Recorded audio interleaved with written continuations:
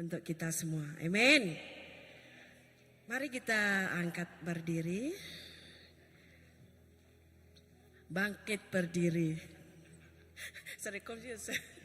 Oke, terima kasih Tuhan. Kita akan berdoa ya, berdoa bersama-sama.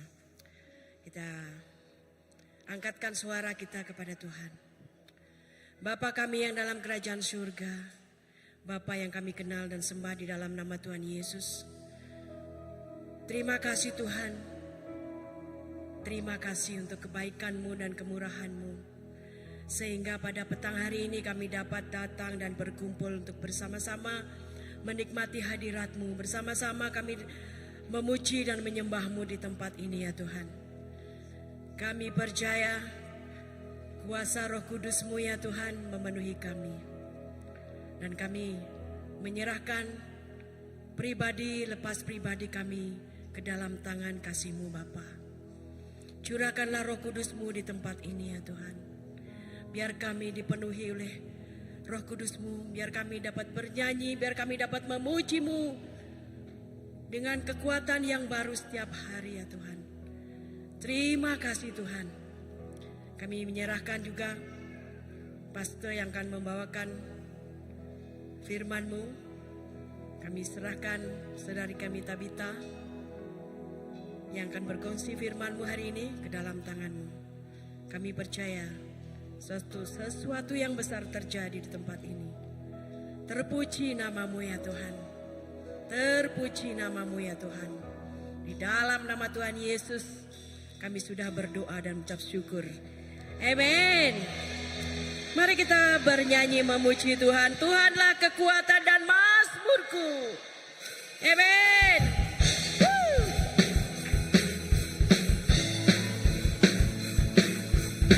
Angkat suara.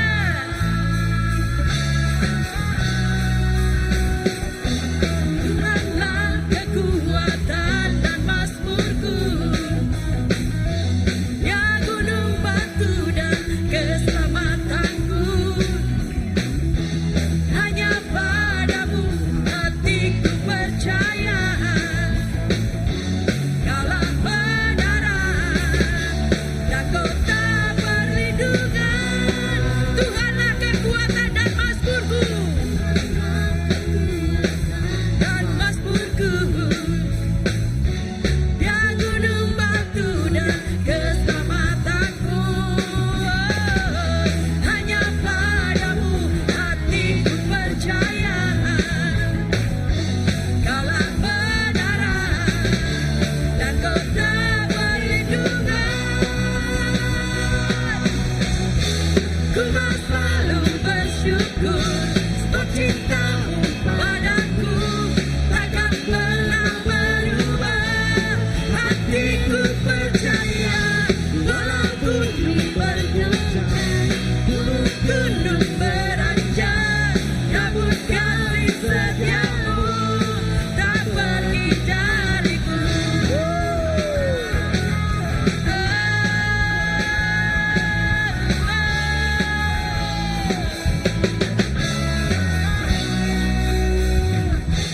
Tuhanlah kekuatan dan mazmurku. Ya gunung batu dan keselamatanku.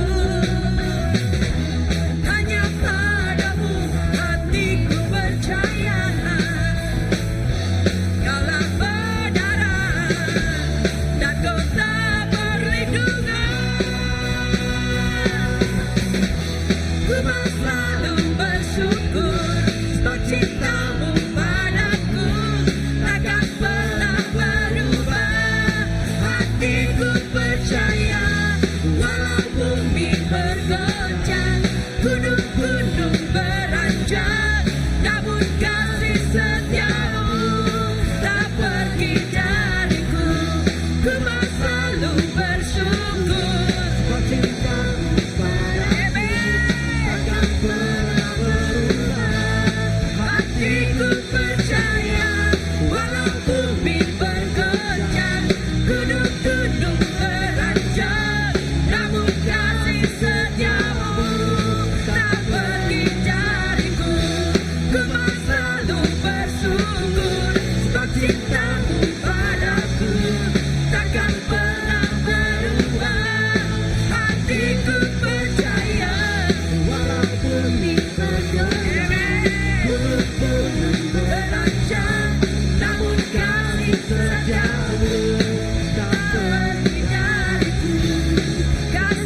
setiamu tak pergi dariku, kasih setiamu tak pergi dariku.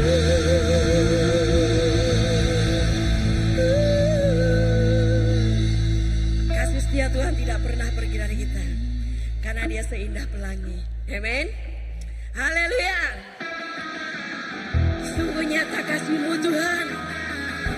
Haleluya.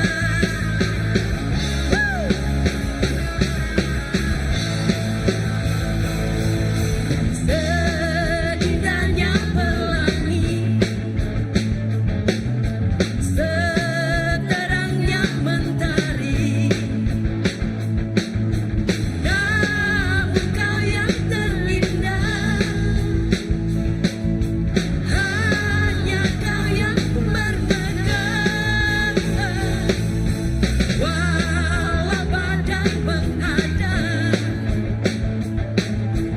dan bumi pun bergoncang,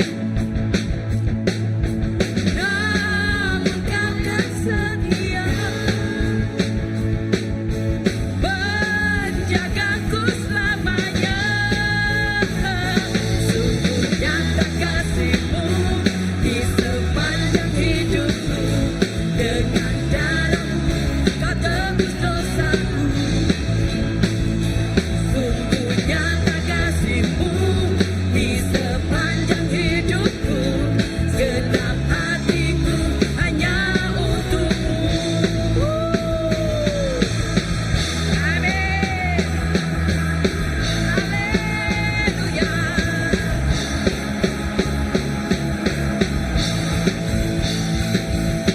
Seindahnya pelangi, seterangnya mentari, namun Kau yang terindah, hanya Kau yang bermegah. Walau badai menghadap dan bumi pun bergoncang, namun Kau kan setia menjagaku selamanya. Sungguh nyata kasih-Mu di sepanjang hidupku, dengan darah-Mu Kau tebus dosaku. Sungguh nyata kasih-Mu di sepanjang hidupku, segenap hatiku hanya untuk-Mu. Sungguh nyata kasih-Mu di sepanjang hidupku, dengan darah-Mu Kau tebus dosaku. Sungguh nyata kasih-Mu di sepanjang hidupku, segenap hatiku hanya untuk-Mu. Segenap hatiku hanya untuk-Mu. Segenap hatiku hanya untuk-Mu.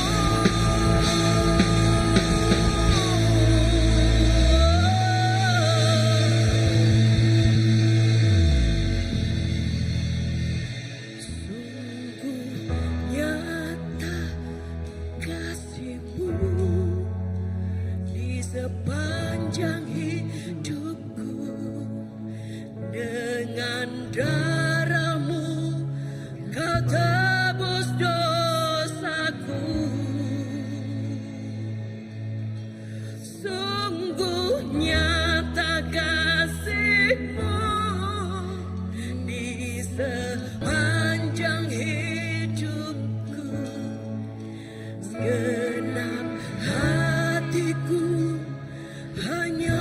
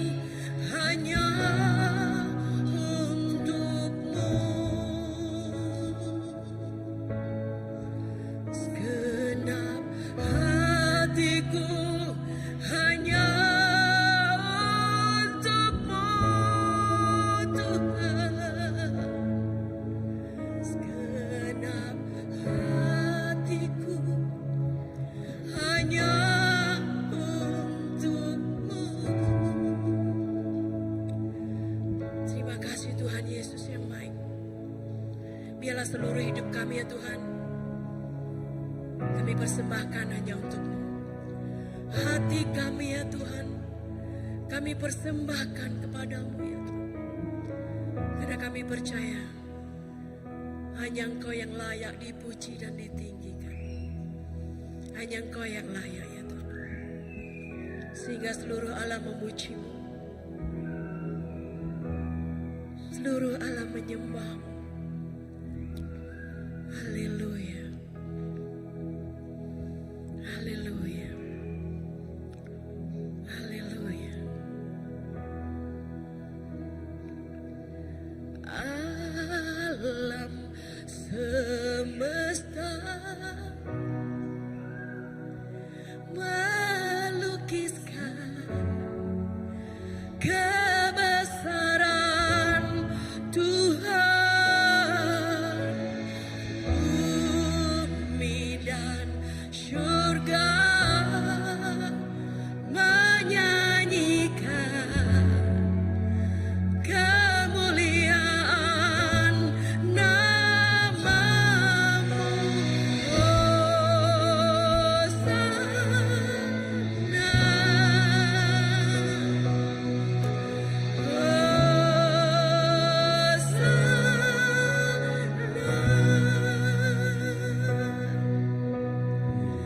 Layak dipuji disembah, Kaulah yang bertahta dulu, sekarang dan selamanya.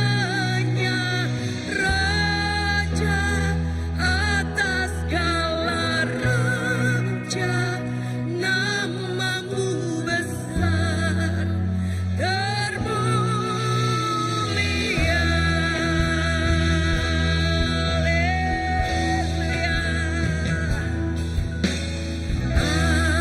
Alam semesta melukiskan kebesaran Tuhan. Bumi dan surga menyanyikan kemuliaan nama-Mu. Hosana,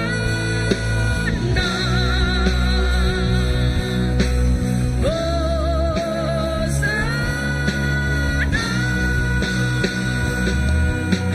Layak dipuji disembah, Kaulah yang bertahta dulu, sekarang dan selamanya.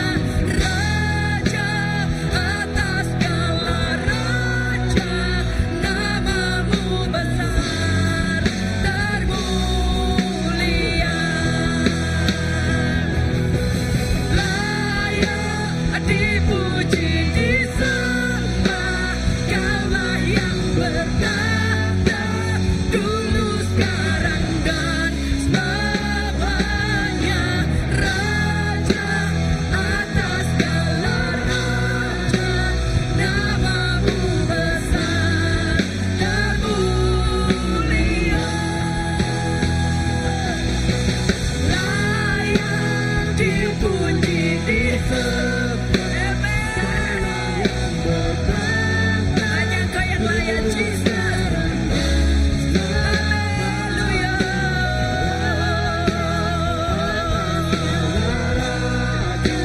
Nama-Mu besar termulia.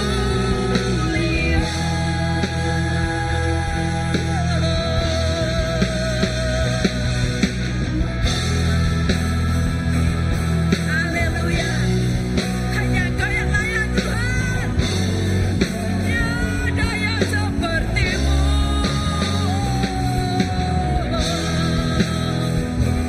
Hanya Engkau yang layak Tuhan.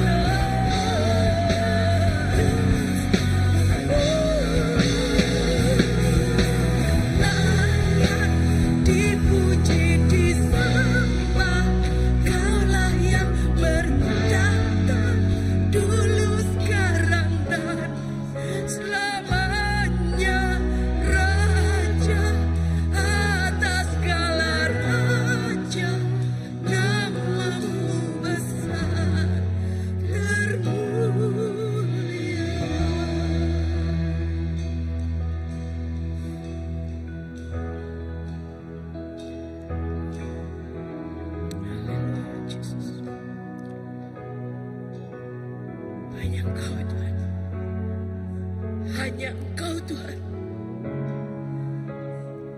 Engkaulah Tuhan. Haleluya. Dan tiada yang mustahil bagimu Tuhan. Haleluya. Hanya Engkau yang layak dipuji dan disembah. Karena Engkaulah Tuhan yang luar biasa, ajaib perkasa. Kau yang membelah laut, Kau yang teduhkan badai Tuhan.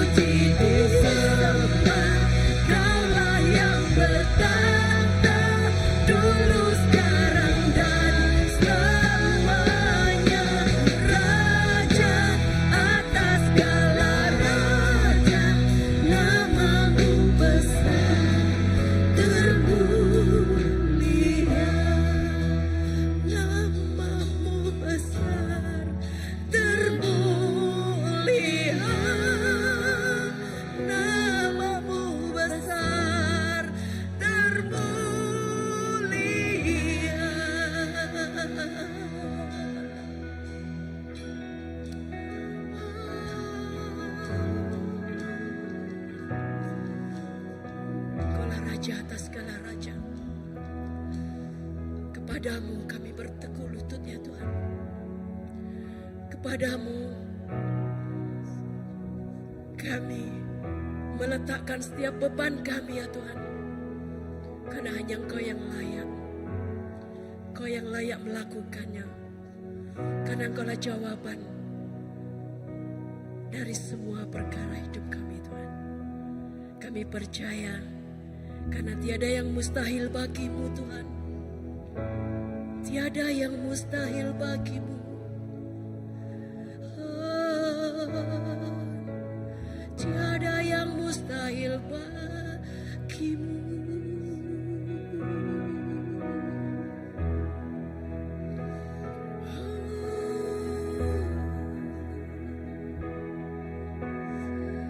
Tiada yang tak mungkin.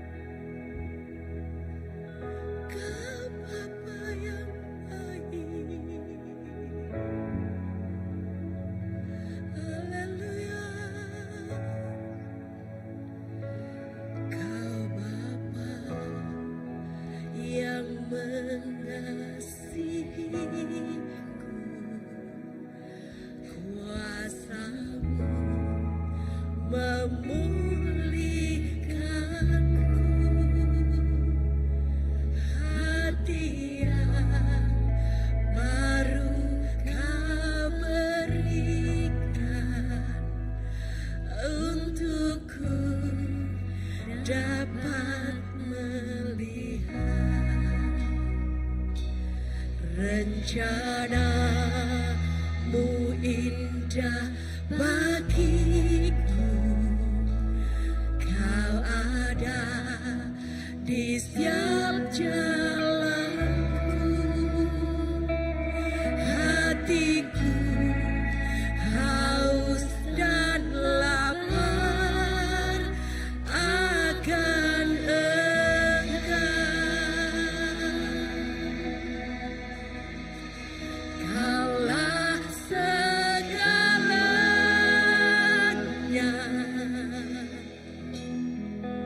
di dalam hidupku.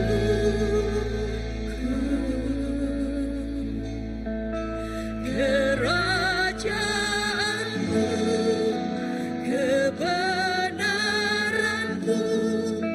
itu bagianku.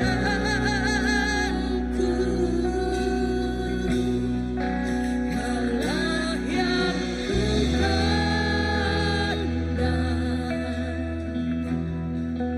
selama hidupku.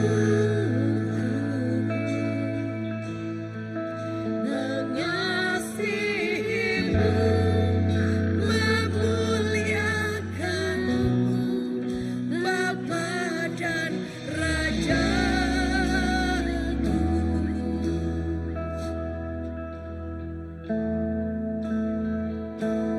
Kau Bapa yang mengasihiku, kuasa-Mu memulihkanku. Hati yang baru Kau berikan untukku dapat melihat rencana-Mu indah bagiku. Kau ada di setiap jalanku. Hatiku haus dan lapar akan Engkau. Kaulah segalanya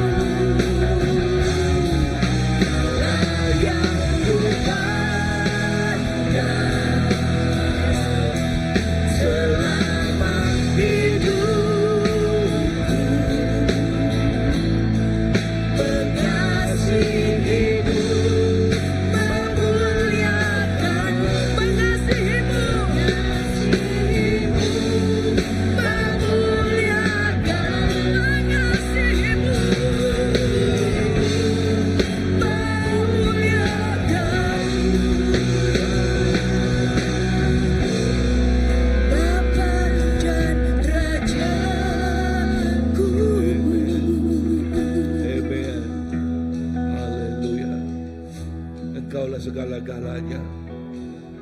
Engkaulah yang mengatasi segala-galanya. Engkau yang layak menerima semua puji, yang layak menerima semua sembah. Kami mengagungkan nama-Mu Bapa. Oh, kami mengagungkan nama Engkau. Engkau tidak ada tandingannya. Oh, Engkau tidak ada bandingannya. Engkaulah segala-galanya bagi kami. Bapa, muliakan nama-Mu. Di dalam nama Yesus kami sudah berdoa. Amen, amen, amen. Kita akan terus ambil jamuan kudus, dan selepas itu ya kita akan ambil persembahan nanti. Kita ambil jamuan kudus dulu. Dan mari kita buka kepada firman Tuhan. Saya mau baca di dalam Yohanes pasal yang pertama ayat yang ke-16. Ya, Yohanes pasal yang pertama ayat yang ke-16 yang berbunyi begini. Saya suka dengan TV version yang berbunyi begini. Kerana dari kepenuhannya kita semua telah menerima kasih karunia demi kasih karunia. Kerana dari kepenuhannya kita semua telah menerima kasih karunia demi kasih karunia. Dari kepenuhan Tuhan Yesus, dari keseluruhan kehidupan Tuhan Yesus, kita telah menerima karunia demi karunia. The fullness of the Lord, in His fullness, we receive grace upon grace. Apakah maksudnya? Lebih lagi waktu kita mengambil jamuan kudus ini. Ini berbicara mengenai kasih sayang Tuhan yang tidak terhingga. Kasih sayang Tuhan yang tidak berhenti. Seperti ombak yang memukul the seashore. Kita melihat ombak yang selalu datang dan terus datang, yang tidak henti-henti.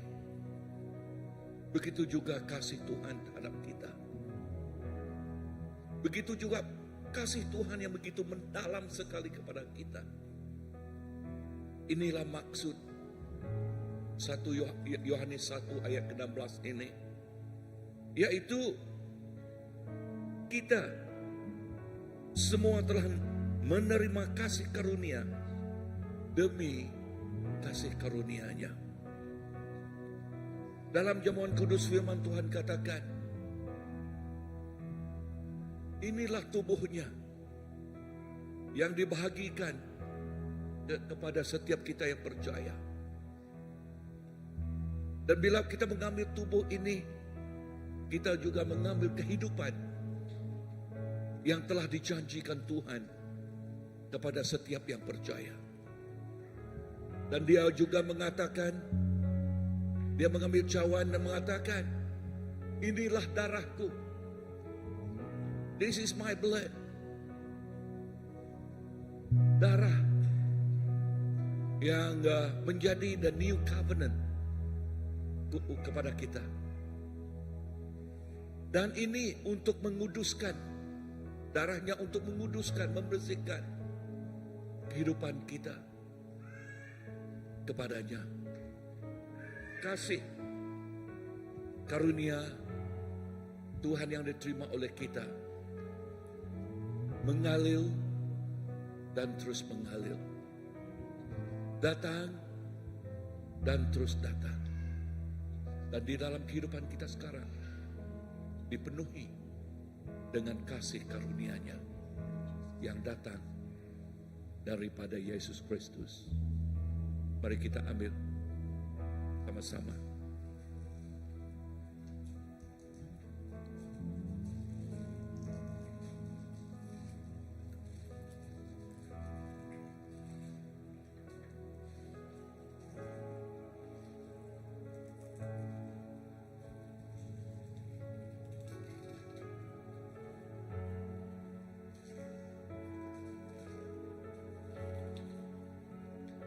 Bapa, terima kasih kepada salib-Mu. Yesus, terima kasih kepada salib-Mu. Kasih anugerah Bapa yang begitu besar, yang menyerahkan anaknya Yesus,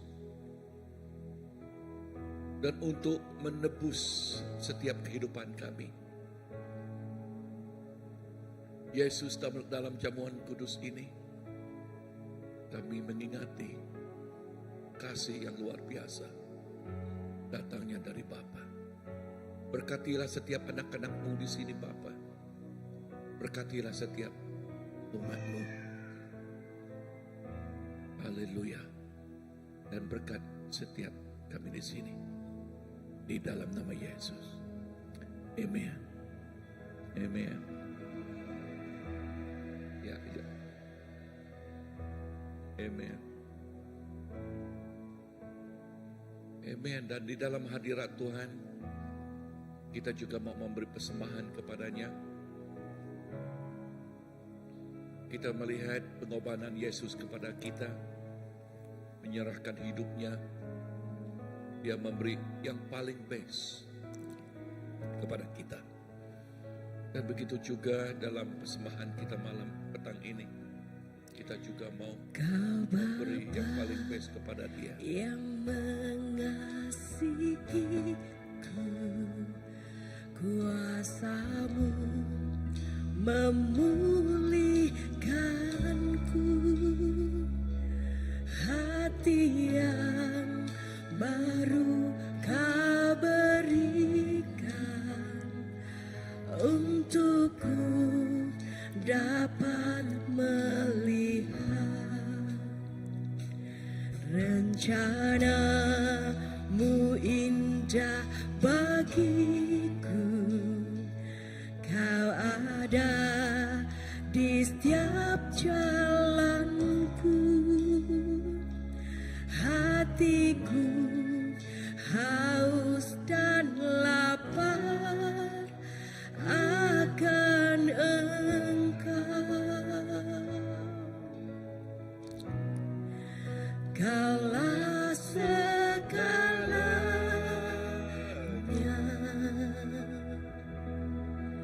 di dalam hidupku.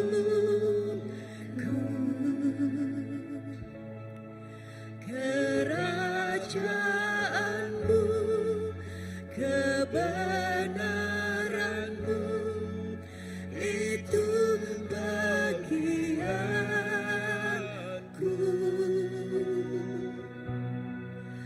Kaulah yang ku pandang selama hidupku,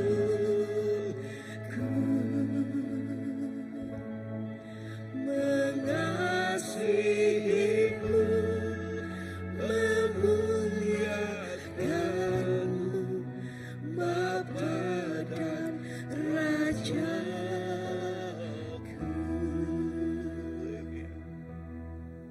Amen. Lord, thank you for your goodness. Thank you, Lord, for your amazing grace that touch our life, that touch everyone that call upon your name. Father, we say we love you. Dan Bapa, saya berdoa juga kepada pemberian ini, persembahan ini, agar Engkau memberkatinya dengan berkelimpahan. Dan berkati setiap anak-anak-Mu yang telah memberi. Dan agar setiap kami merasai kehidupan Allah Bapa yang begitu nyata di dalam kehidupan kami. Yes, life from the Father becomes so real in our life. So real even right now. There's nothing in it can compare with your love, O Lord. You are so beautiful. Thank you, Lord. Bless this offering. In Jesus' name. Amen. Amen.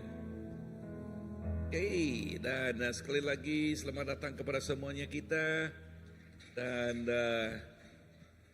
begitu senang sekali untuk melihat kalian semua. Dan dengan ini saya menyerahkan kepada Tabitha yang membawa filman pada kita petang ini. Tabitha. Thank you, Pastor Gaman. Selamat petang semua.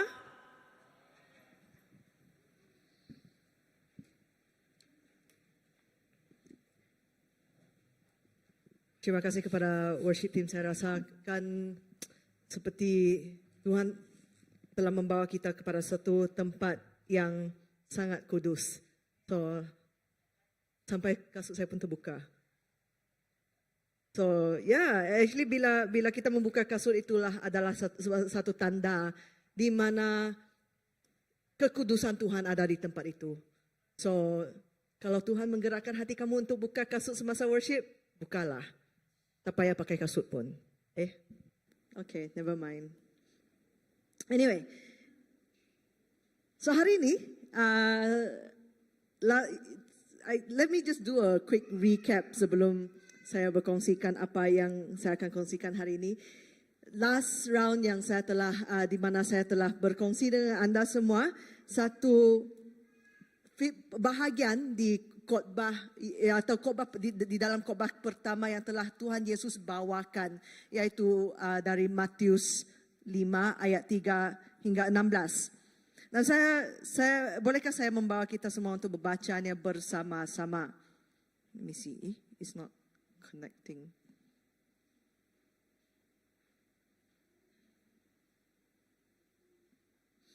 Help me press the next slide. Ya, okay, mari kita baca bersama-sama. Matius 6 ayat 3 hingga 5. Diberkatilah mereka yang miskin kerohanian, kerana merekalah yang empunya kerajaan syurga. Diberkatilah mereka yang bersedih, kerana mereka akan terhibur. Diberkatilah mereka yang lemah lembut, kerana mereka akan mewarisi bumi ini. Next slide.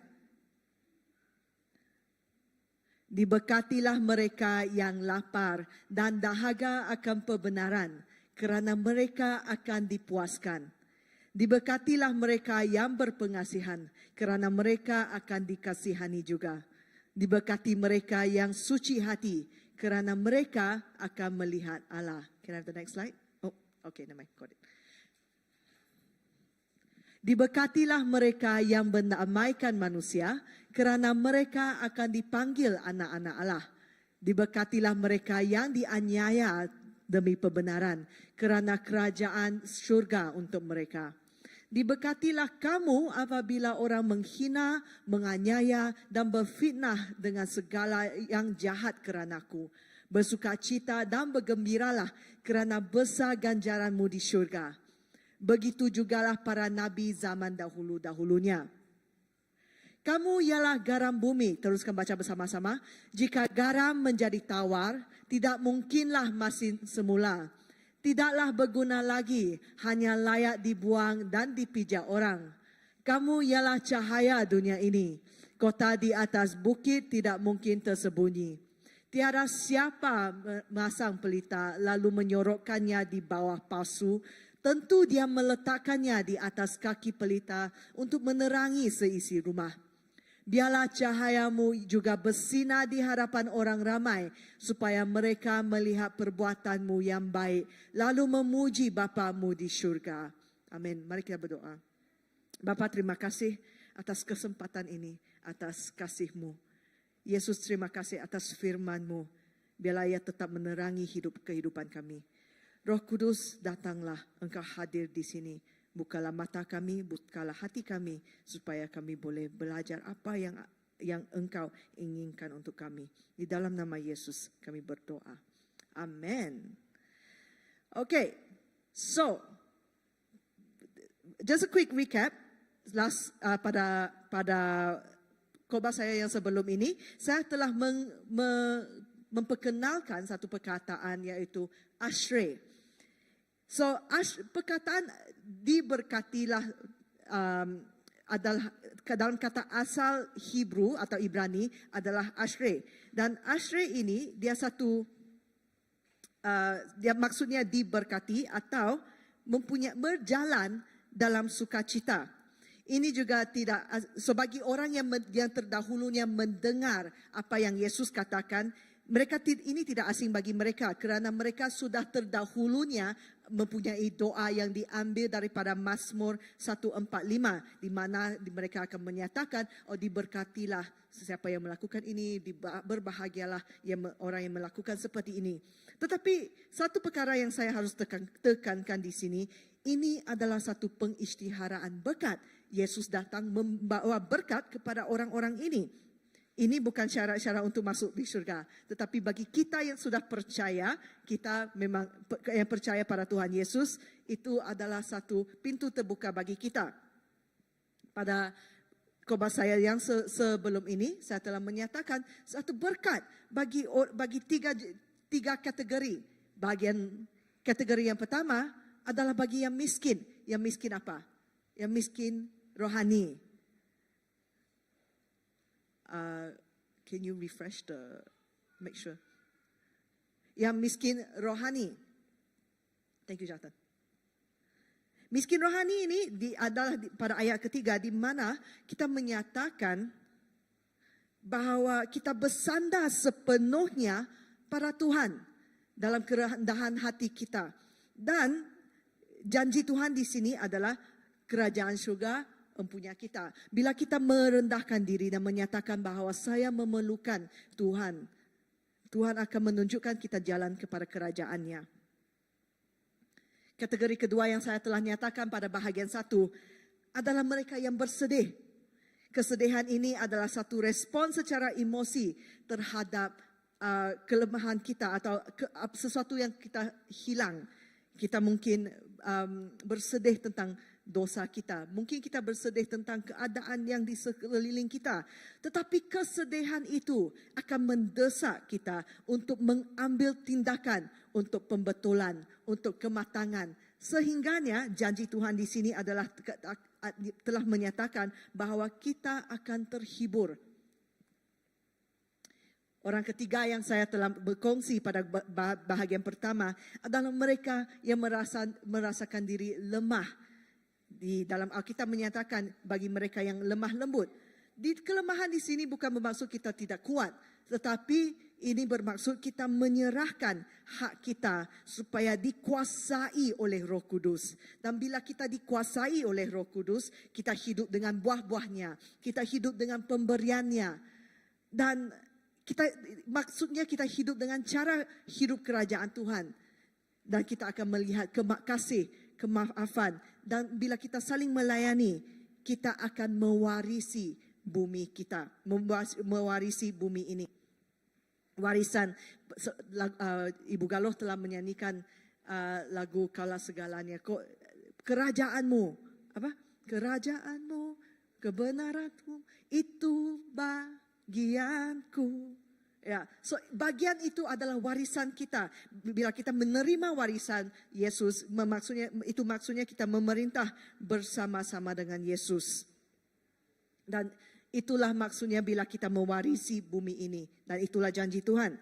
Hari ini kita akan melihat bahagian 2, yaitu hubungan yang berbaik atau baik dengan not saja berbaik, tapi berdamai dengan Tuhan dan sesama manusia. Ini adalah kita akan melihat Matius, the continuation of it, which is ayat 6, 7, 8 dan 9. Dan ini merupakan bahagian kedua daripada kata-kata bahagia atau kata-kata yang diberkati.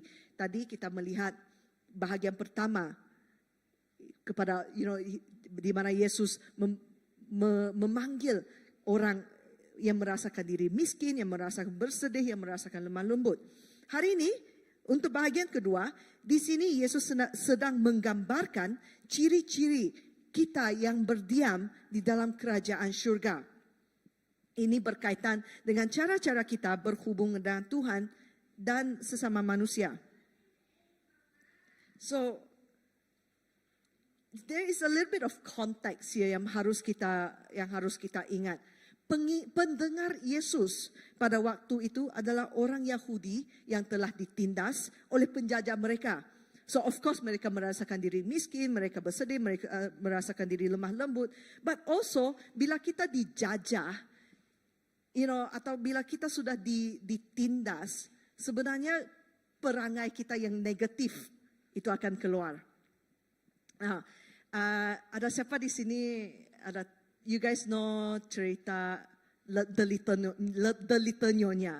Ada tengok drama The Little Nyonya? This was like 10 years ago, 15 years ago, NTV7 dulu. Okay, kalau tidak tahu, anyway, it's a drama, a Singapore drama lah, drama dari Singapura. Dan baru-baru ini mereka telah mengeluarkan dia punya spin-off which is called Emerald Hill, A Little Nyonya Story, dan boleh Netflix tidak bayar saya untuk promote drama ini. It's just that family kami baru-baru ini setiap hari Isnin memang stuck depan TV dan akan tengok drama ini. Dan why am I mentioning this? Because dia punya watak utama telah menangkap perhatian saya. Ada dua orang daripada watak-watak yang ada di dalam drama ini. Ada dua orang yang saya rasakan sangat relevan dengan topik yang kita lihat hari ini. The first watak namanya Xing Niang. Nama dia Xing Niang, dan dia sebenarnya dia dilahirkan tanpa family. Dia tidak ada keluarga dan dia membesar dengan gelandangan. Like budak-budak jalanan. Tetapi bila umurnya 8 tahun, dia telah diangkat oleh satu family orang kaya yang pada waktu itu sedang mencari anak mereka yang telah di-kidnap.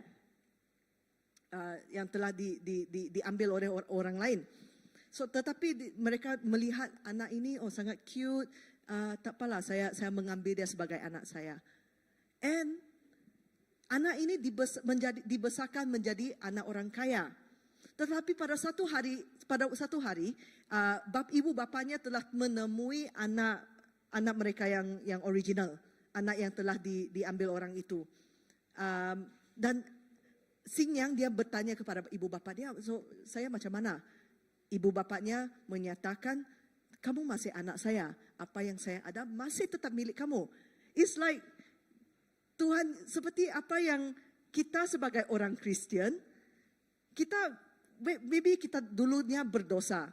Dan sekarang dan firman Tuhan di Roma menyatakan bahwa dia telah memberikan kita satu roh di mana kita boleh memanggil Bapa kita di syurga sebagai Bapa, dan apa yang dia ada kita tetap warisan kita. So that's the first character, Xing Niang. And then anak yang original ini, dia telah, so nama barunya adalah Hong Yu, atau nama asalnya An. Okay, nama asalnya An. And what I thought was interesting was, sebab dia, walaupun dia dilahirkan dalam satu keluarga yang kaya, dia telah diasuh atau dibawa oleh seorang wanita, what do you call that, prostitute, seorang pelacur. Dan wanita ni dia membesarkan An untuk menjadi seorang pelacur lagi. So dalam fikirannya dia ditindas, dia telah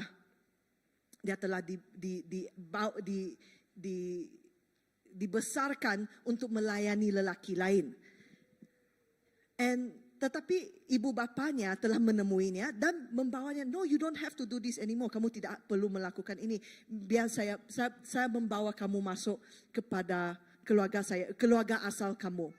Kamu masih boleh hidup sebagai seorang wanita yang bermaruah. So yes, An-An dibebaskan dan dia kembali kepada keluarga asalnya. Tetapi bila dia kembali kepada keluarga asalnya, kerana cara dia dibesarkan, fikirannya masih ditindas. Dia masih berfikiran seperti, saya mau membalas dendam, saya mau melakukan ini. Fikirannya masih dikongkong. So, it's like, saya membawa paralel ini kepada pendengar Yesus pada waktu itu. Penyelamat mereka telah datang. Pembebas mereka telah datang. Tetapi fikiran mereka masih dikongkong. So apa yang Yesus ingin lakukan melalui manifesto ini, yaitu di Matius 5, 6 dan 7, adalah menyatakan inilah cara baru kamu hidup. This girl, An-An, walaupun dia telah dibebaskan, ibu bapanya tidak menyatakan memberikan mereka cara baru. Tetapi kita sebagai anak Tuhan, bila sekarang kita telah dibebaskan, Tuhan telah memberikan sebuah cara baru bagi kita. So, apakah cara-cara baru itu? Let's look at the first one. Okay, bahagian pertama, atau poin saya yang pertama.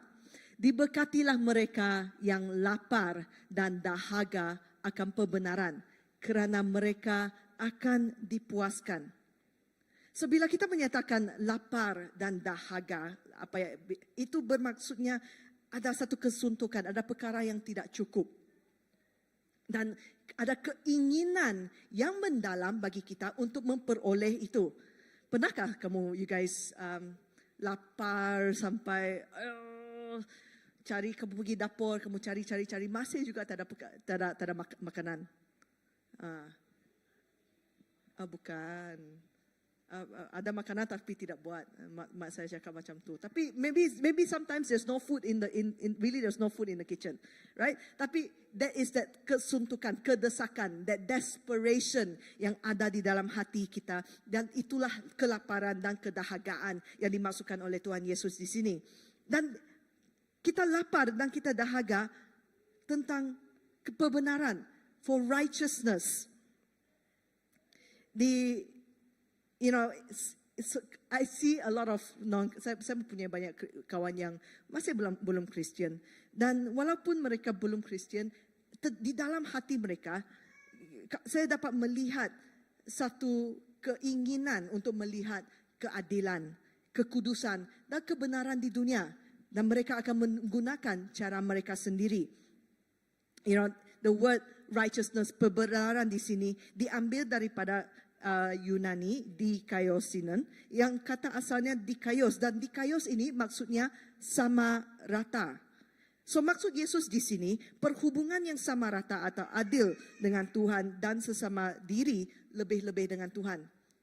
A lot of times we try to do things by ourselves untuk mencari kebenaran ini. Kenapa?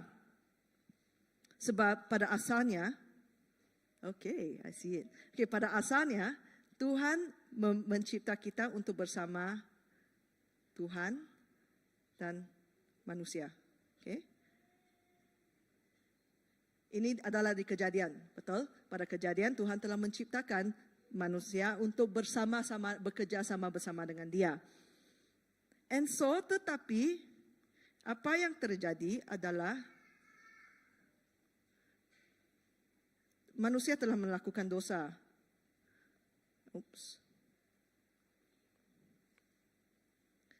Dan menjadikan satu jurang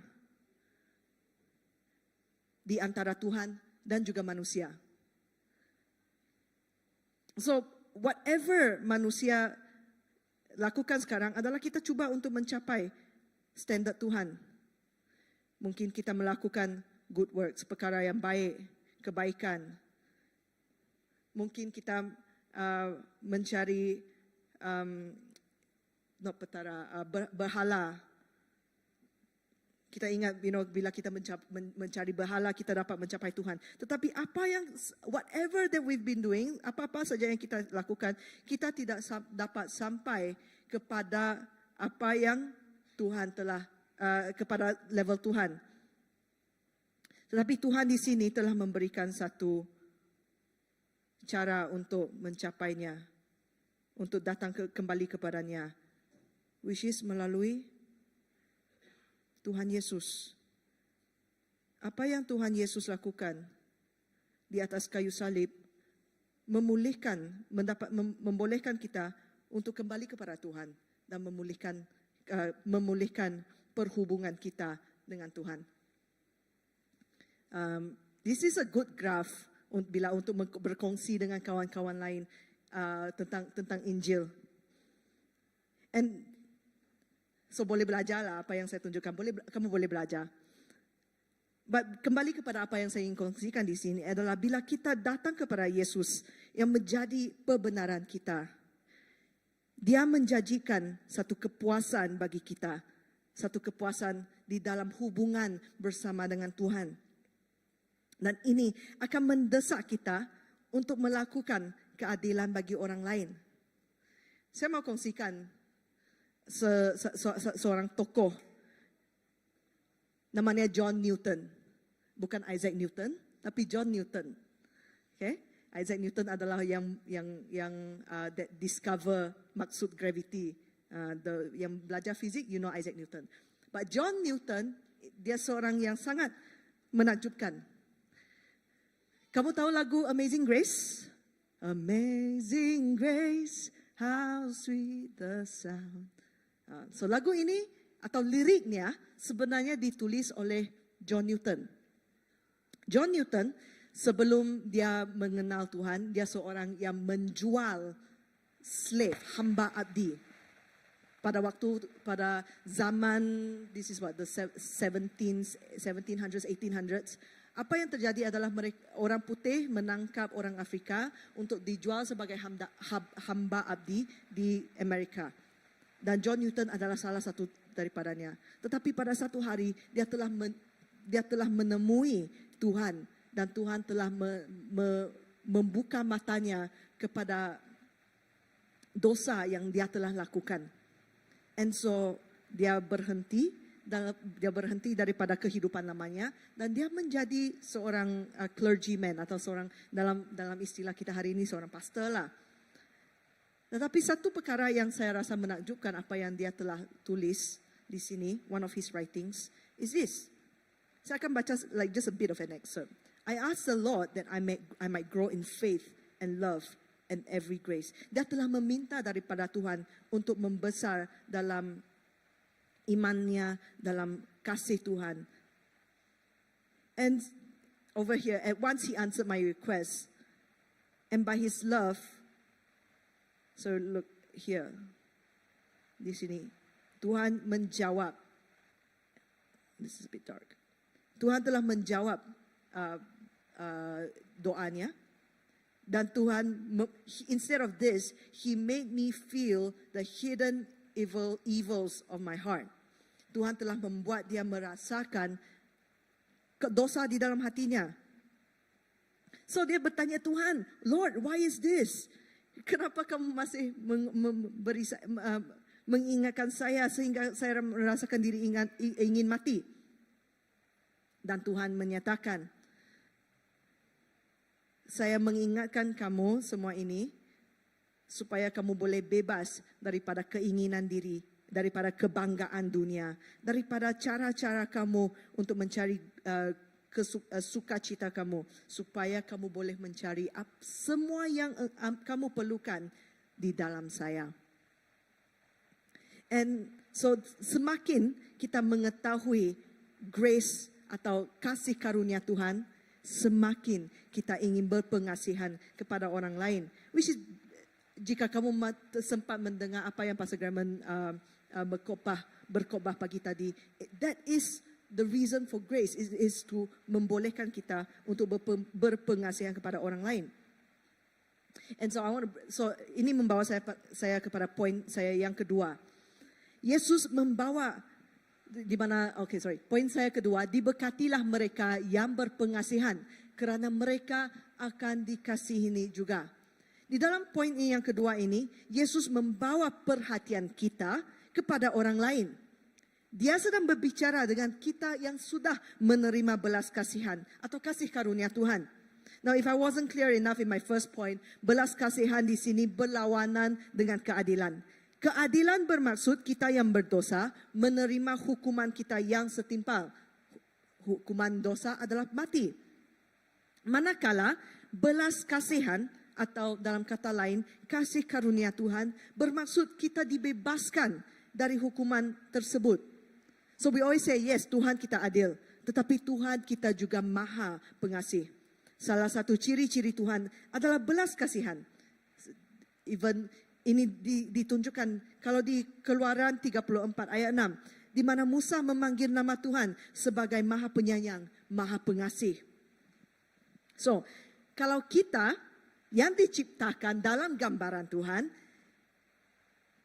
sebab Tuhan itu maha pengasih kan. So it's natural for us, adalah menjadi semula jadi bagi kita untuk berpengasihan sesama diri.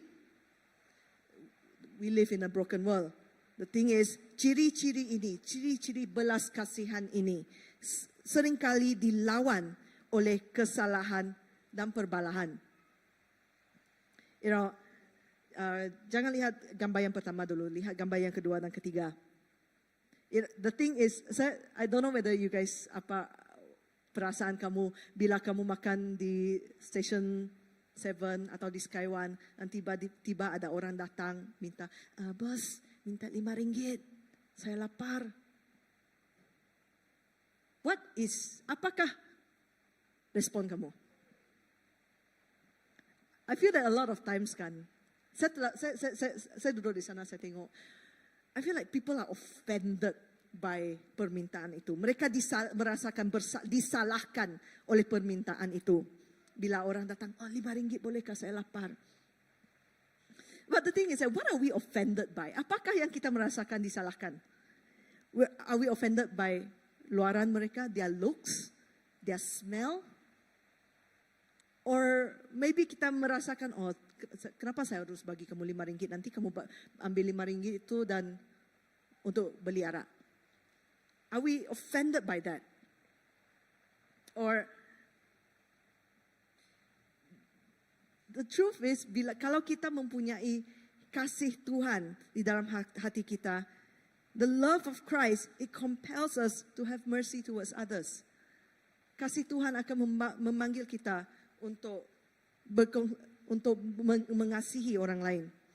Ada seorang this amazing woman namanya Pandita Ramabai. Dia seorang tokoh Kristian di India.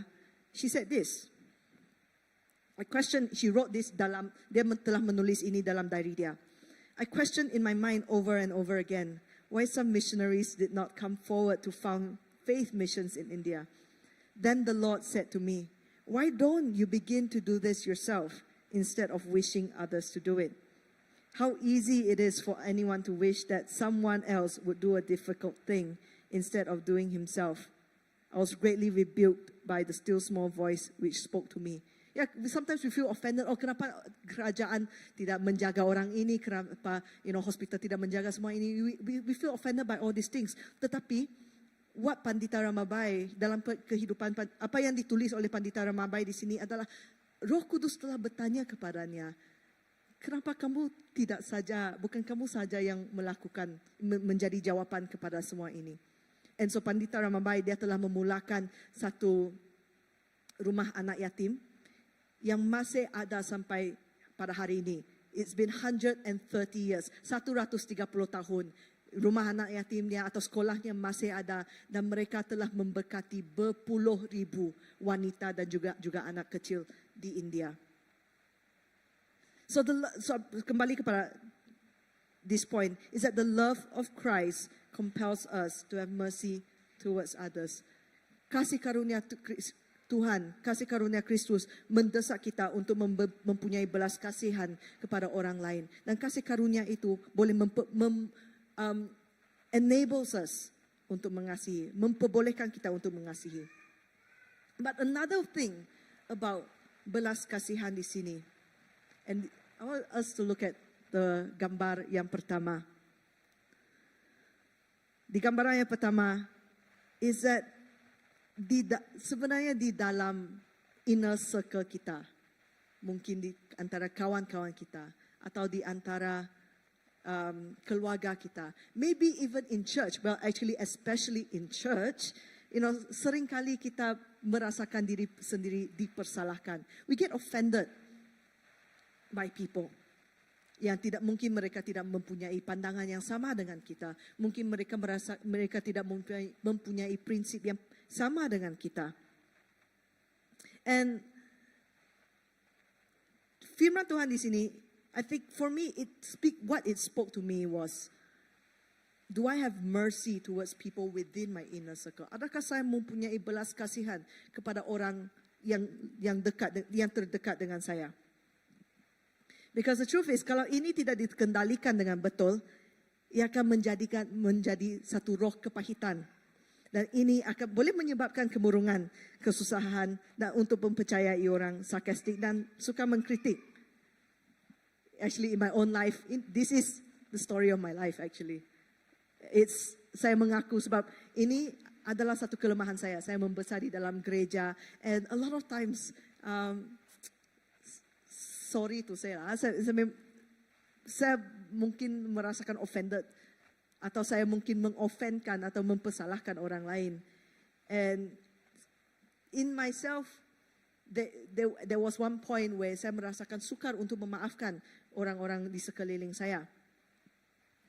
But there was pernah ada sekali di mana saya, this was like masa COVID lah, masa COVID, di mana Tuhan telah menyatakan kepada saya that I have to forgive, I have to have mercy towards other people. Saya harus mempunyai belas kasihan untuk orang lain. And apa yang saya telah pelajari dalam perjalanan untuk mempelajari belas kasihan ini adalah, nomor satu, Tuhan menggunakan perbalahan ini.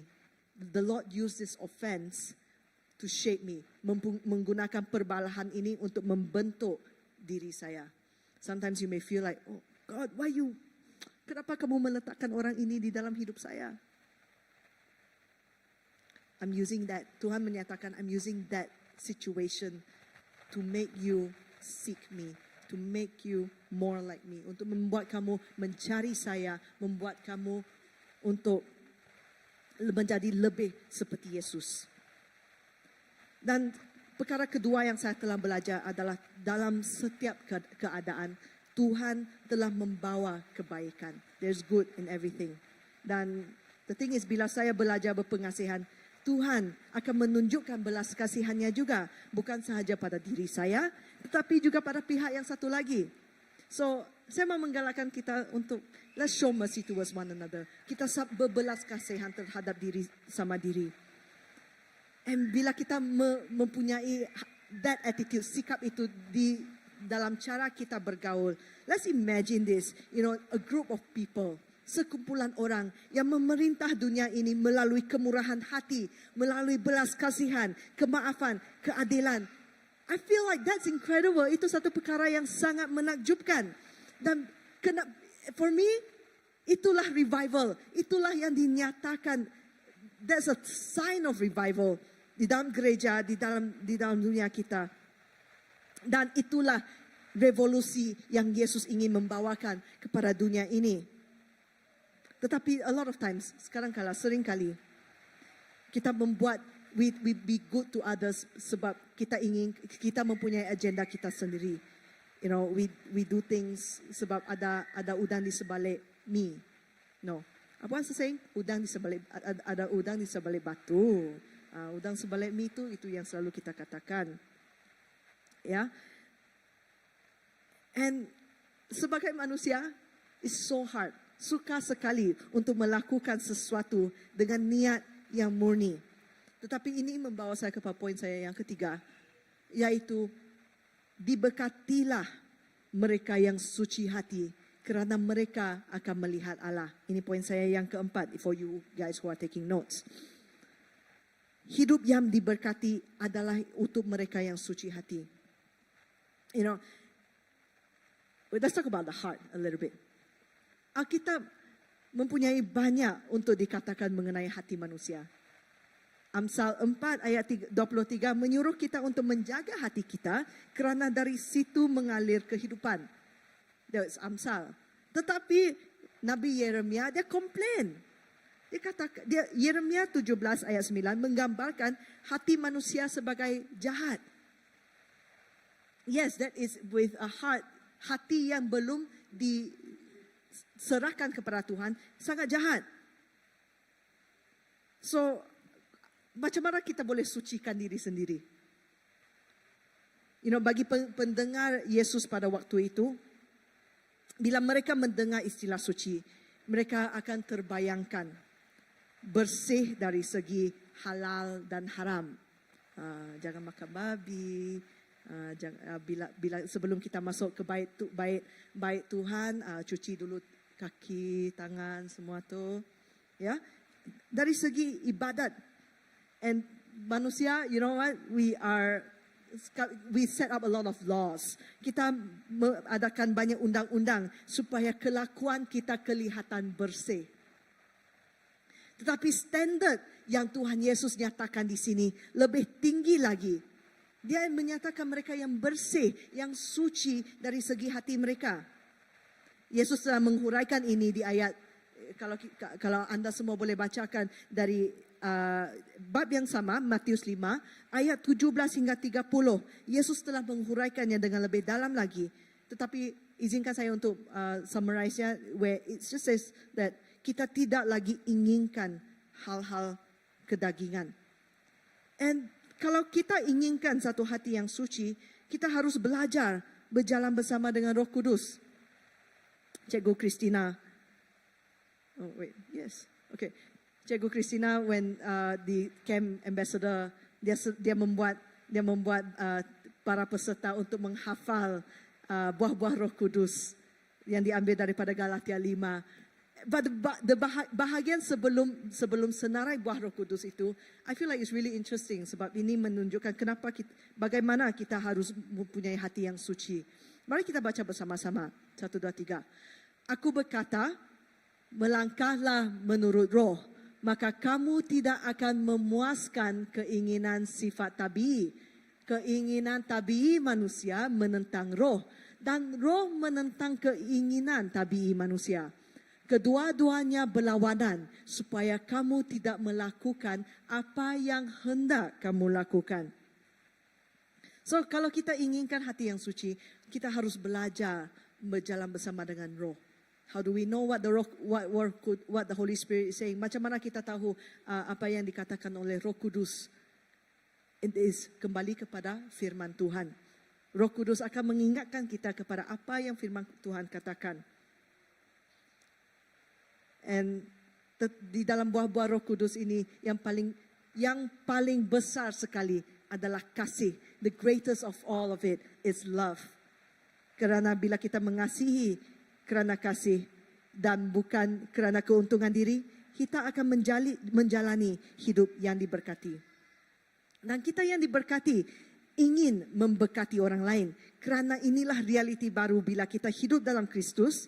Kita tidak lagi berkelahi dengan musuh atau lawan kita, tetapi kita bermula untuk berbuat baik di dunia kita. Dan ini membawa saya kepada poin saya yang keempat, dan ini poin saya yang terakhir. Diberkatilah mereka yang berdamaikan manusia, kerana mereka akan dipanggil anak-anak Allah. Bila kita membaca ayat ini, we talk about damai. Damai, maybe tiada berperang, damai segalanya aman, keamanan, kita hidup saling toleransi, apalagi moral ada 15. Sekarang moral berapa nilai-nilai moral? 15? 30, 20. Maybe itulah damai. Tetapi di damai sini, Yesus menggunakan perkataan shalom. Shalom adalah satu kesempurnaan dan kesejahteraan dari segi fizikal, dari segi rohani, dari pergaulan dan pekerjaan. So bila kita, sekarang kita jumpa orang dan kita memberi salam, shalom, shalom saudara, shalom saudari. Apa yang kita sedang lakukan adalah kita memberi berkat supaya mereka mempunyai kesempurnaan dan kesejahteraan dari fizikal, rohani, pergaulan dan pekerjaan.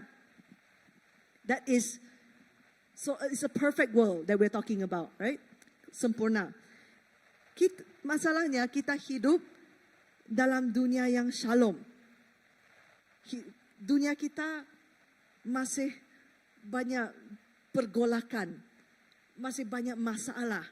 Dan tetapi berita baiknya adalah Yesus datang untuk memperbetulkan semua itu. Pada waktu kita, we can read 2 Korintus. Or maybe mari kita sama-sama buka kepada 2 Korintus 5 ayat 16 hingga 21.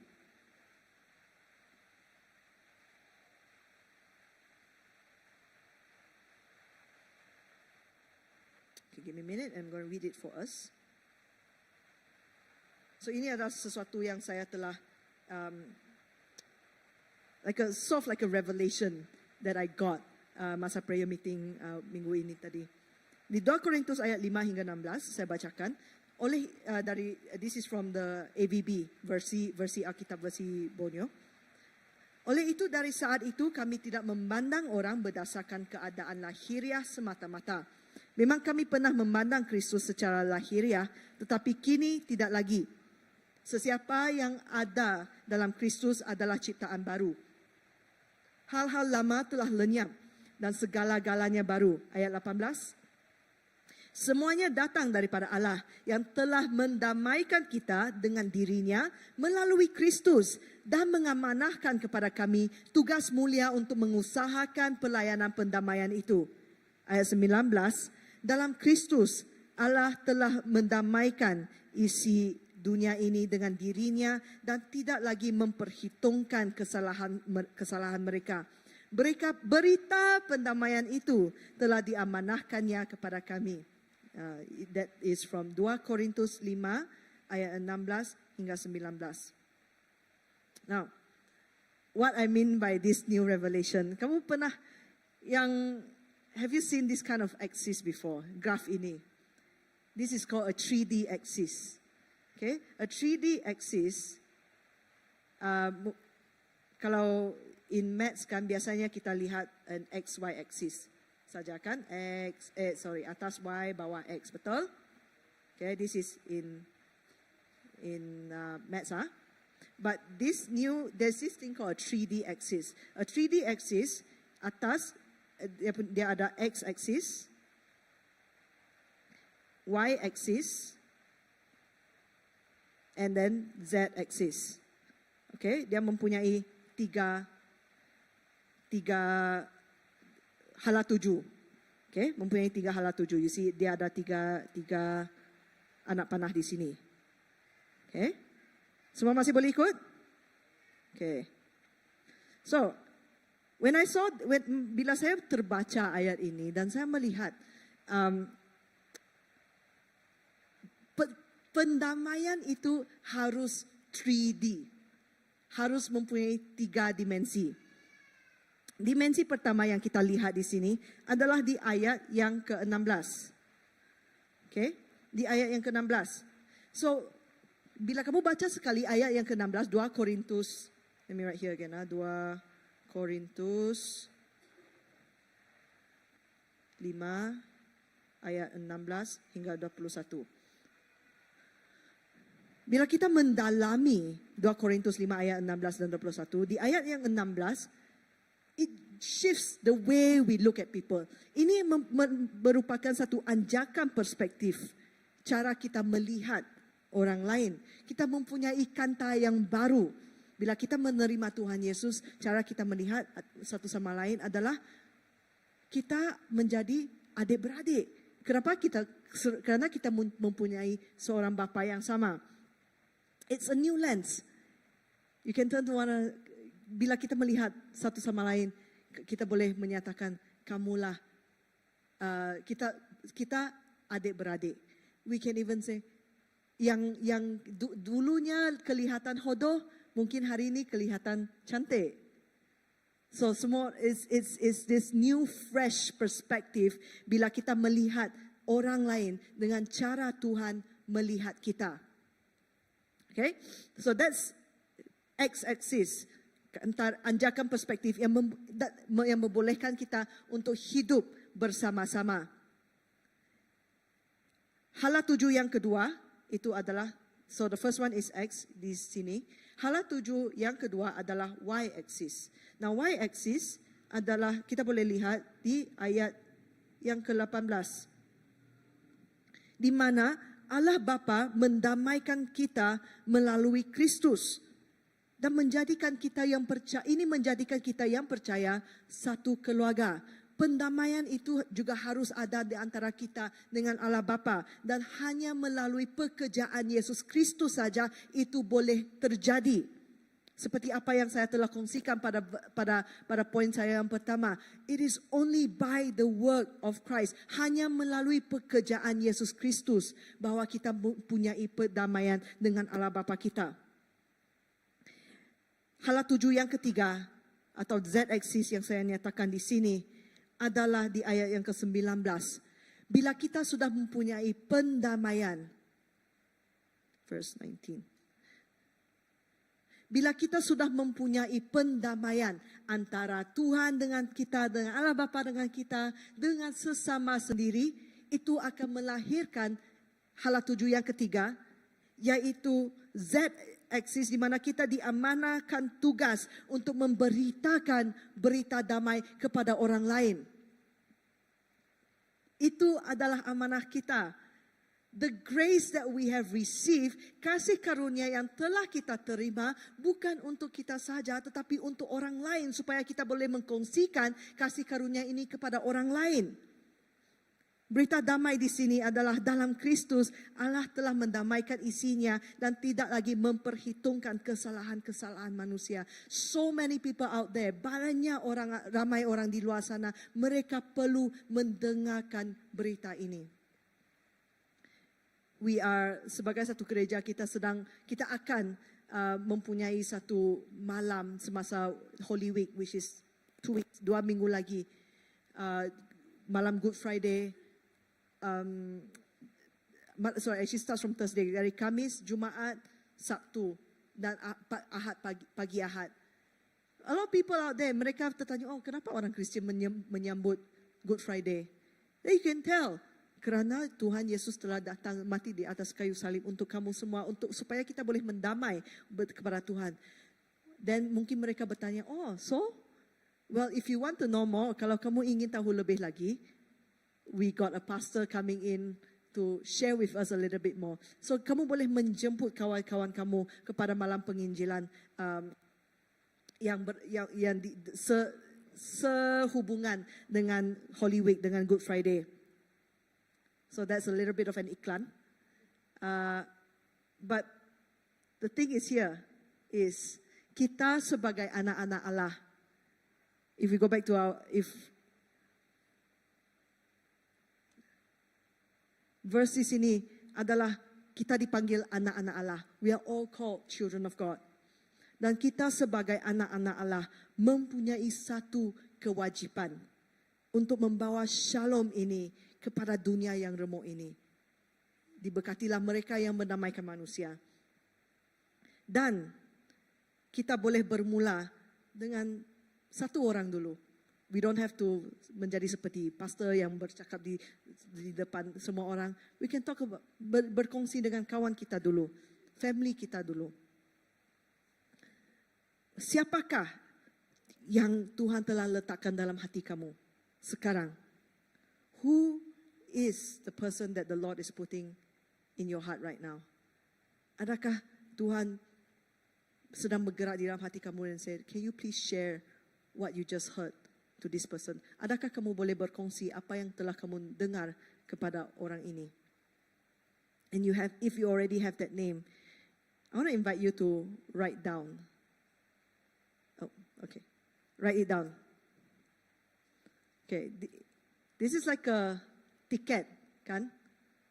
Anggaplah seperti tiket, tapi ini satu kertas. Dan jika kamu sudah ada kertas, jika kamu ada membawa kertas, saya mau menggalakkan kamu untuk melakukan ini. And can I have the worship team to come up as we do this. Okay, ambil sekeping kertas. Dan di atas kertas itu, jika Tuhan telah meletakkan satu nama di dalam hati kamu, I want you to write it down on that paper. Okay, kertas itu dibahagi kepada dua bahagian. Ada satu bahagian A dan bahagian B. Dan bahagian A ini kamu simpan untuk diri sendiri. Bahagian A simpan. Dan bahagian B ini nanti saya akan. Do we have the collection box?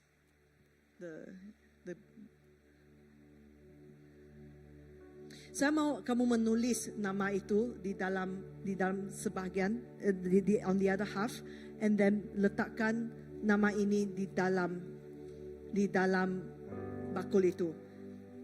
This is a tanda ini adalah kita akan ini komitmen kita untuk berdoa bagi nama-nama ini. For example, saya tulis satu contoh. Let's say I'm going to write the name Jenna.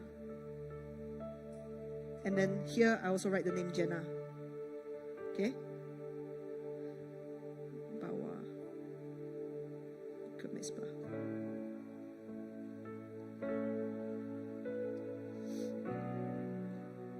Sebahagian pertama kamu simpan, dan bahagian kedua kamu bawanya kepada mesbah di depan sini. No, it has to be bakul.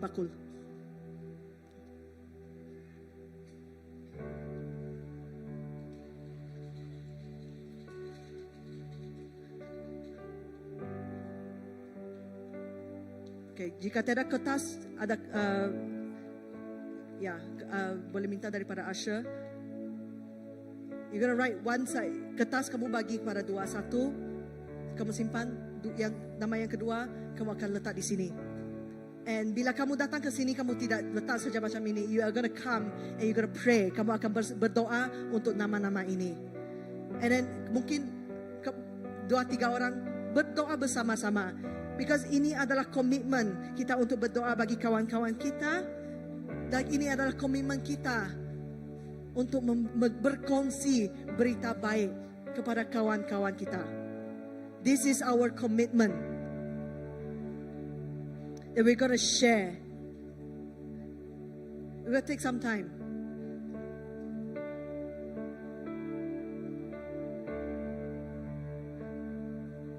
Let's untuk orang yang jika kamu merasakan bahwa kamu memerlukan a little bit more of God's grace untuk merasakan kasih Tuhan, this altar ini masih terbuka untuk kita semua. Di sebelah kanan kita, di sebelah kanan saya. Dan jika kamu naik di sebelah kanan saya, jika kamu ingin didoakan, ada pastor-pastor di sini yang boleh mendoakan kamu. But the main thing here is that let's be committed. Mari kita sama berkomitmen untuk berdoa bagi kawan-kawan kita, untuk menjadi terang dan garam bagi kawan-kawan kita.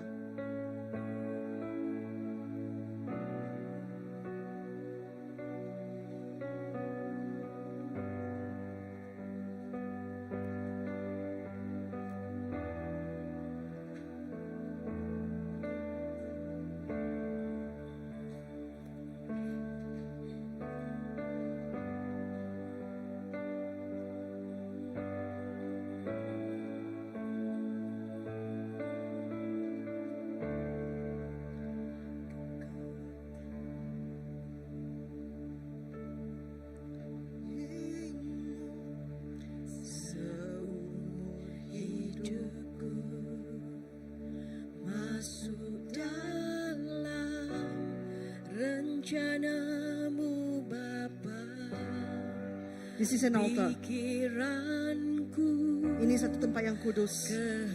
Ini satu altar, satu mesbah. Dan mesbah ini bukan mesbah jika tiada bahan korban. So mari kita memberikan hidup kita sebagai korban hidup kepada Tuhan, untuk dipakai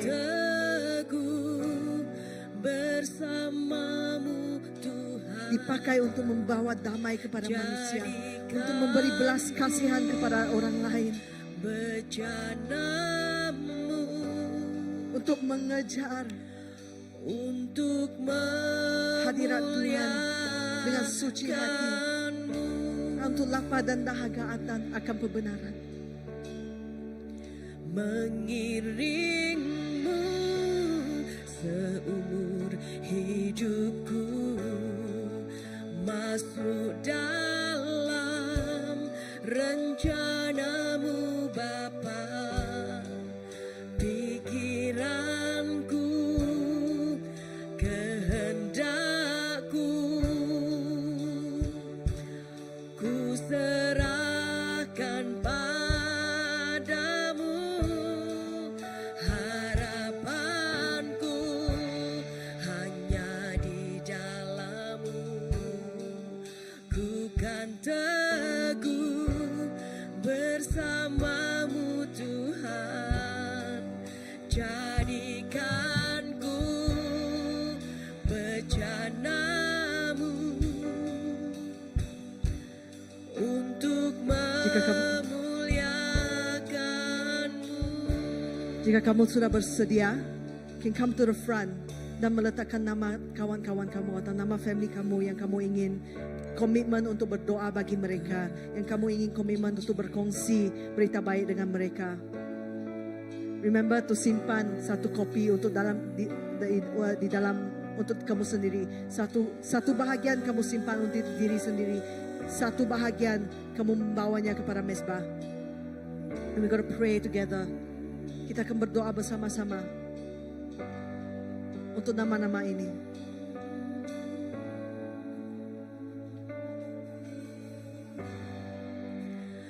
Kekuatan di jiwaku, ketenangan batinku, ada dalam hadirat-Mu. Ku menyembah-Mu.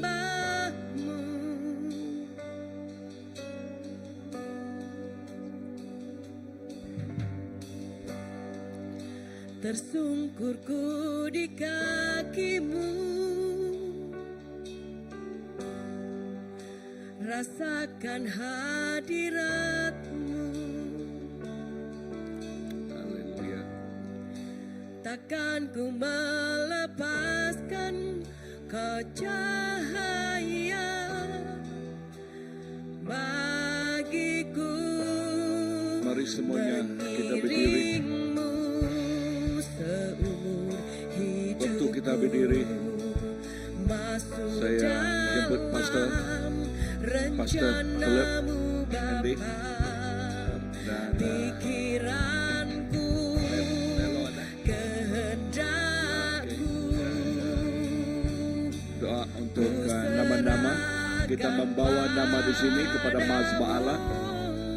Sebab itu yang kita ingini, sebab itu yang kita kehendaki, bahwa firman Tuhan katakan berbahagialah kita yang menjadi pendamai.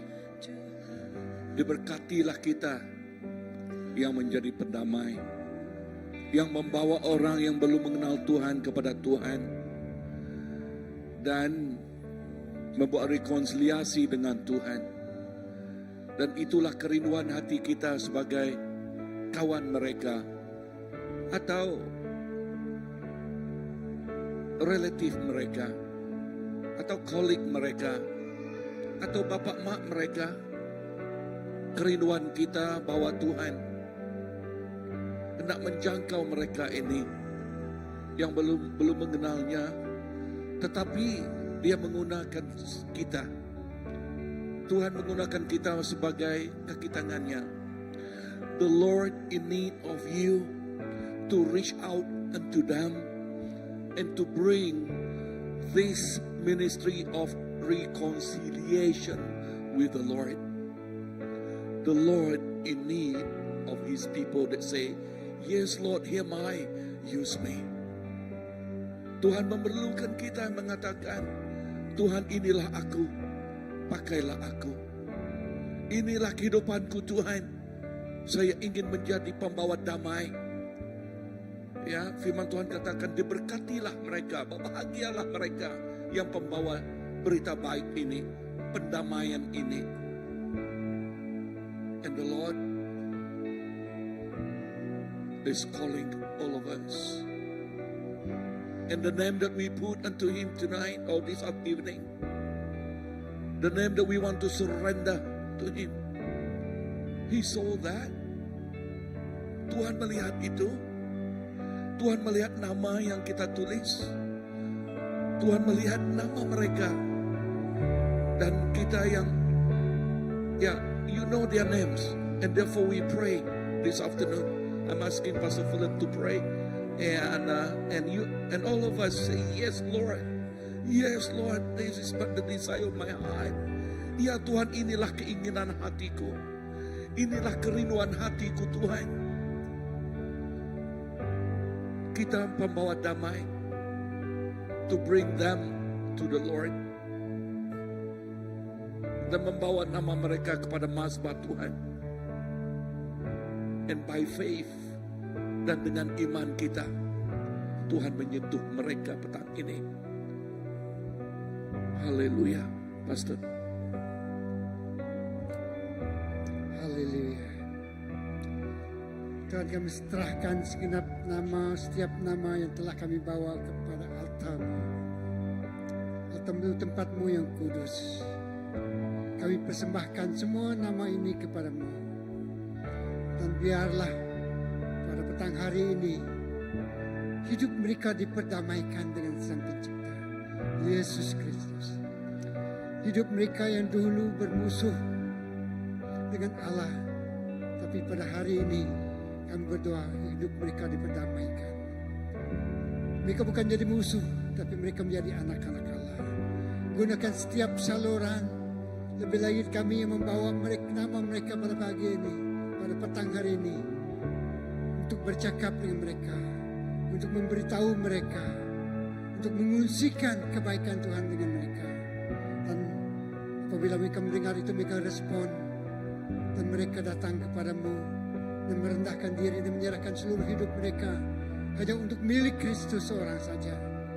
Tuhan, singkirkan segala sesuatu yang membuatkan hidup mereka kacau, hidup mereka dalam keadaan yang tidak menyenangkan hati-Mu. Biarlah hati mereka didamaikan, hidup mereka diperdamaikan dengan-Mu, hidup mereka memiliki damai, memiliki shalom daripada-Mu pada malam, pada petang hari ini. Tuhan, seluruh keluarga mereka akan datang kepadamu. Kami tuntut jiwa ini milik Yesus Kristus, Raja Damai, yang memerintah dan mendamaikan seluruh keluarga ini denganmu. Tuhan, ini milikmu. Jiwa ini diciptakan untuk memuji dan menyembahmu, bukan milik dunia ini. Sebab ini kami putuskan segala hubungan. Segala hubungan mereka dengan dunia ini, segala hubungan mereka dengan dunia kegelapan, segala hubungan mereka dengan dunia permusuhan. Tapi hari ini mereka dipanggil anak-anak-Mu oleh darah anak domba.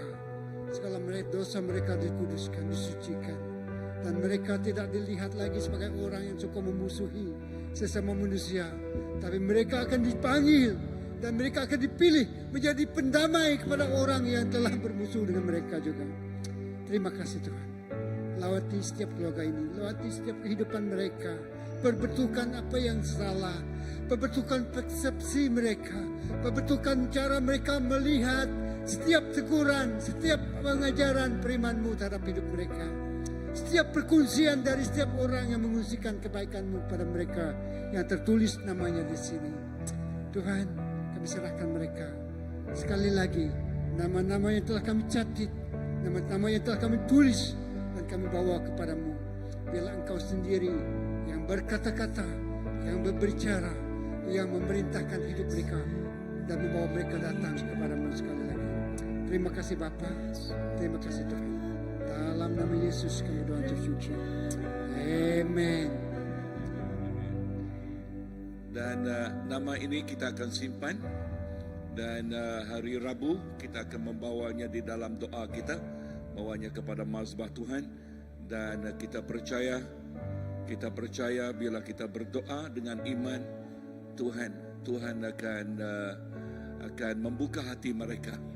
Dan bila datangnya Good Friday nanti, yes, kita menjemput mereka dan kita berdoa agar mereka dengan hati terbuka boleh datang dan mendengar apa yang Tuhan katakan kepada kehidupan mereka. Amen. Dan saya menyerahkan pada Andy untuk doa penutupnya. Mari kita berdoa. Bapa, terima kasih Tuhan. Terima kasih atas firman yang telah kami dengar Tuhan. Dan Kau berkati Tuhan setiap firman itu Tuhan, agar dia tumbuh dan Tuhan terus Tuhan berkembang di dalam hidup kami. Dan kami berdoa Tuhan, khususnya Tuhan sekali lagi Tuhan, untuk Tuhan keluarga dan Tuhan untuk members kami Tuhan, yang juga bukan yang diletak kami di dalam tempat ini Tuhan, di tabung ini Tuhan. Kami berdoa juga khususnya mereka yang Tuhan telah lama belum yang pernah datang ke gereja ini, tetapi mereka telah lama tidak datang ke gereja ini. Kami juga berdoa khususnya untuk mereka Tuhan. Dan pada hari penginjilan itu Tuhan, agar kami membawa mereka Tuhan turut datang, dan mereka juga akan merasakan kasih Engkau Tuhan. Bapa, terima kasih sekali lagi Tuhan. Kau berkatilah Tuhan ketika kami balik dari tempat ini Tuhan. Biarlah Engkau terus berbicara dalam hidup kami, dan Engkau terus memberkati setiap pekerjaan kami Tuhan pada minggu-minggu yang akan datang. Dan terima kasih Tuhan, biarlah kami menjadi matang, dan biarlah kami menjadi anak-Mu yang bertumbuh di dalam kasih Engkau. Terima kasih Bapa, dalam nama Tuhan Yesus Kristus kami telah berdoa. Amen.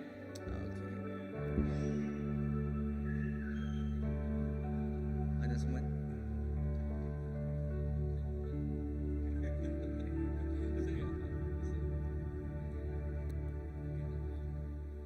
Oke, ada pengumuman.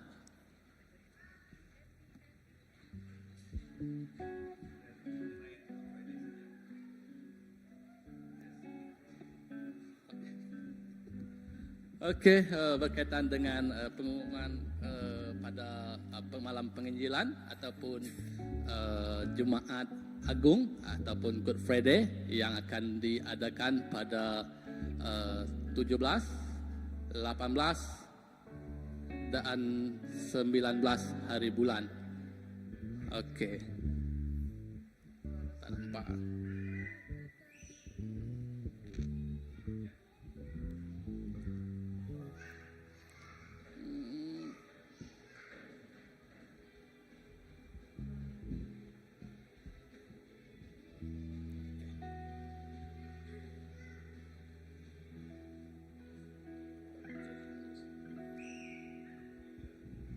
Oke, untuk yang masa malam penginjilan ini nanti dan servis ataupun kebaktian Jumaat Agung, kita akan menjemput iaitu pengkhotbah kita dari Singapura, iaitu Reverend Edwin Lam.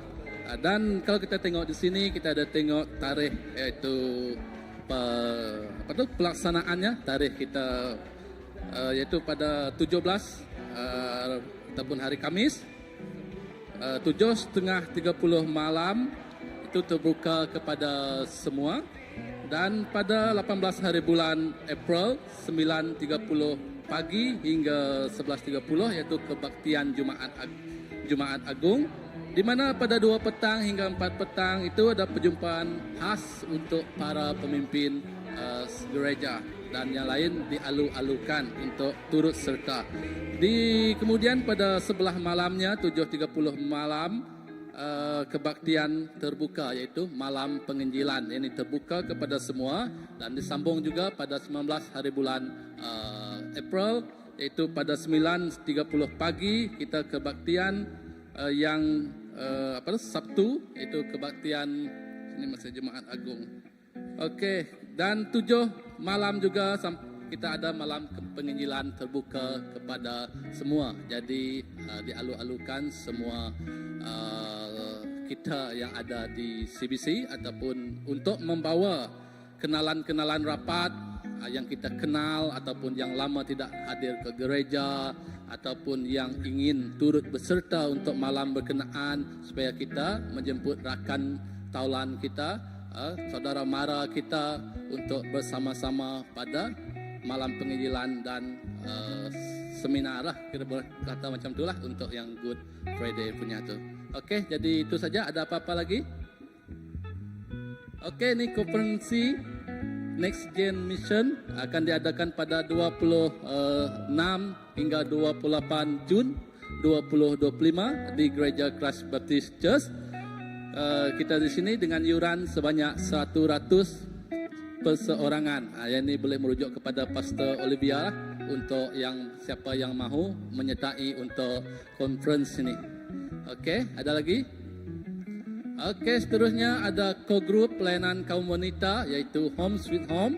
Yang ini menggalakkan semua kaum wanita untuk terlibat sama dan yang akan diadakan pada 11 hingga 12 April, iaitu minggu depan, Jumaat minggu depan dan Sabtu sampai tengah hari Sabtu lah. Okey.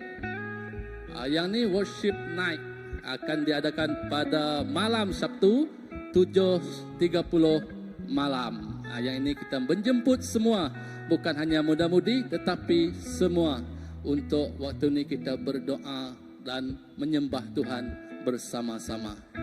Okey, dan seterusnya tiada lagi, dan semoga kita sukses dalam apa yang kita perbuat pada masa akan datang dan pada minggu-minggu yang akan datang. Lepas ni kita berdoa untuk minuman. Okey, mari kita berdiri, kita berdoa untuk ada sedikit minuman petang di belakang disediakan.